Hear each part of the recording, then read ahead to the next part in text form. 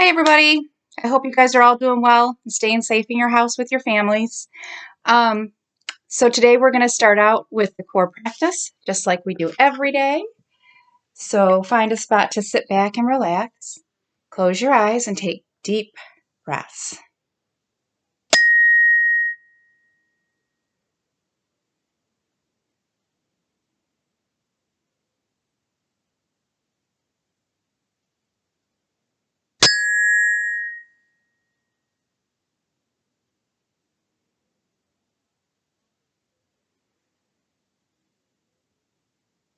All right, very nice. Oops. So today I am grateful for all of the wonderful nurses and doctors that we have working right now. And I'm also grateful that I can hear the birds every morning singing outside my window. Makes me feel better. All right, so today we're going to read about one half of the next chapter of Ramona Forever because it's kind of a longer chapter. And if you remember, yesterday was kind of sad because Picky passed away. But at the end of the chapter, it was kind of exciting because they found out that Ramona's mom was going to have another baby.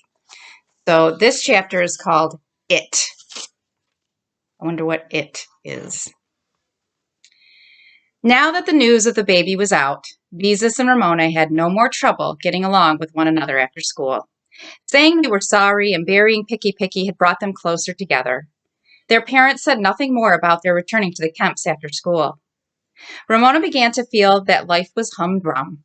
Even the weather was dreary, wet and cold, but not cold enough to snow. She tried wearing a Chiquita banana sticker plastered to her forehead when she went to school to start a fad, like the sticker fad in Aunt Beatrice's third grade. Her aunt said she sometimes felt as if she were teaching a bunch of bananas. Members of Ramona's class said, "What are you wearing that for?" Or, "That looks dumb." Then Ramona tried announcing, "We're going to have a baby at our house." No one was interested. New babies were common in the families of her classmates. So there she is with a banana sticker on her forehead. Do you remember the other fad in the other book when they were cracking eggs on their head and what happened to Ramona then? They have a lot of different fads at their school. Because she had been to their homes, Ramona knew what new babies meant. A stroller in the hall, a playpen in the living room, a high chair in the kitchen, tiny clothes strewn around, plastic toys underfoot, wide-back crumbs sticking to chairs. Of course, she could not expect her friends to get excited about the Quimby's new baby. Weeks went by. Aunt Beatrice telephoned almost every evening to ask how her sister was feeling. The conversation of the grown-up sisters was filled with laughter, which puzzled Ramona and Beezus, who failed to see why having a baby was funny. They hung around trying to guess what the laughter was about from their mother's side of the mysterious conversations. They were able to guess that Aunt Bee was very busy, that she went skiing almost every weekend, but the ski season would soon be over. Their mother's remarks were meaningless. "Why, Bee, I don't believe it. What did Michael say? No, I won't tell the girls." Both Beezus and Ramona pounced on their mother when a conversation ended with that. "What won't you tell us?" they demanded. "If I told you, you would know," answered their mother. "Mother," protested Ramona, "you're just plain mean."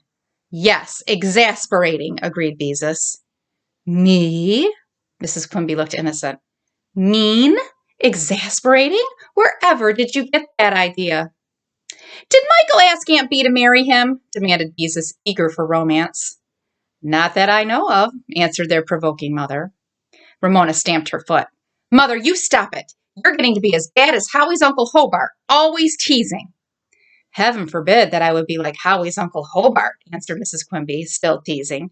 "I'll have to try to mend my ways." Ramona was strict with her mother. "See that you do," she said. "I don't like mysteries, except in books." Mr. Quimby, who was trying to study at the dining room table, frowned during all these conversations that disturbed his work. Something dreadful called a midterm was about to happen at the university. He was worried and nervous. A midterm is a kind of test. The girls could tell because he made more jokes than usual. When he was worried, he always joked. When he saw Ramona lying on the floor looking at TV, he said, "There's Ramona, batteries not included." However, Mr. Quimby's studies would be over the middle of June, when he would receive his teaching credential a few weeks before the baby, known as It, was due. So that's who It is. Then he would work during the summer as a checker at one of the ShopRite markets to replace checkers who took vacations. By September, he would have found a place in a school, if not in Portland, at least in the suburb. Mrs. Quimby would leave her job to take care of It, which pleased Ramona. The house always seemed so empty without her mother. Of course, Beezus and Ramona were eager to know if It would be a boy or a girl. Ramona wanted a boy. Beezus wanted a girl. Their parents said they would take whatever came along. The girls were concerned with other questions. Whose room would It share? How long would their mother stay home to take care of It? Ramona wanted her mother home for keeps. Babies weren't much work. They just lay around all day. Maybe her mother could find time to let down the hems of Ramona's skirts and pants and bake a few cookies. Beezus wished she could stay home from school to take care of It herself. However, she had the summer to look forward to. Mrs. Quimby said that after the girl's father found a job and It was a few months old, she would like to take some evening courses at the university. And I'll take care of It while you study, said Beezus. Enough of It, said Mr. Quimby. No child of ours is going to be called It Quimby. Think how everyone would laugh when the teacher called the roll. How would you feel introducing your new brother or sister by saying, "This is It"? And every time anyone said, "I don't get it," about bread pudding or some TV programs, It's feelings would be hurt. The family agreed that, of course, the baby needed a real name. Robert Quimby Jr.? Maybe if It turned out to be a boy. Mrs. Quimby said the baby would not be named after herself because she had never liked being called Dorothy.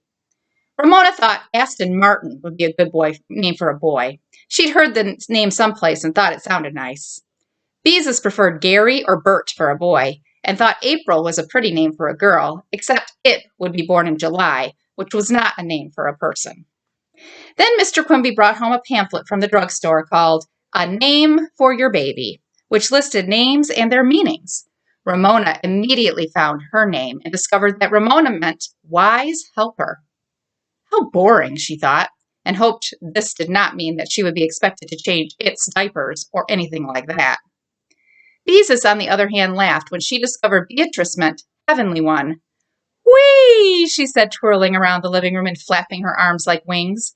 Her complexion had improved, which made her happier about everything. Together, the girls studied the pamphlet. Many names would not do at all. Filbert, which meant superior, sounded good with Quimby, but at school, boys would call him a nut. Beezus thought Abelard might be a good name for a boy because it meant romantic hero, but Ramona pointed out that everyone at school would call him Lard. Beezus also thought Lorelei, which meant romantic siren, was a pretty name for a girl, until Ramona began to chant, "Lorelei, pants on fire." And there is Beezus twirling around the room and Ramona reading the baby name pamphlet. And that's where we'll stop for today. So what do you think? Are they going to have a boy or a girl? What's your guess? I don't know. We'll have to read and find out.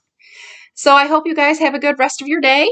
And hopefully I'll get back on here tomorrow and read the rest of that chapter.